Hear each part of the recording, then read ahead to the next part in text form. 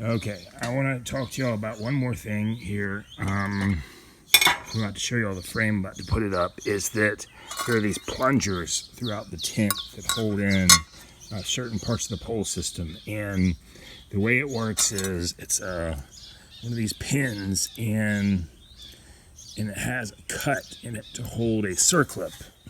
See? And I wish I knew what the sizes were, but if you have one of these tents, you know, you can just pull this out.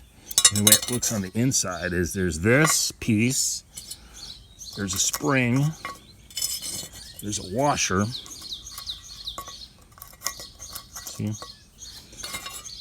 There's this pin that goes through.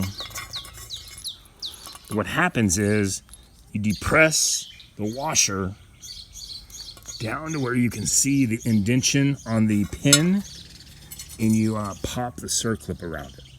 That holds it in place. Now, you don't have to have these. You can replace them with your own sort of apparatus, either putting in a screw or a bolt. But if it's the case where the plastic formed end pieces are, you need this plunger system. It's on the legs where you can get away with a bolt. So I always say, if you need to put these up where like the corner pieces are, or it's like this plastic like ferrule that holds in. I'll take this off this one to show y'all.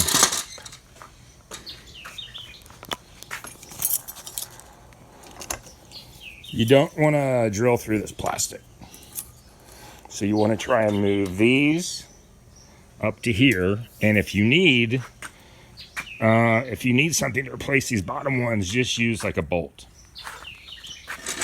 Because there are people on eBay who are selling these pieces right here, and they want they want like 25 bucks a piece, which is ridiculous.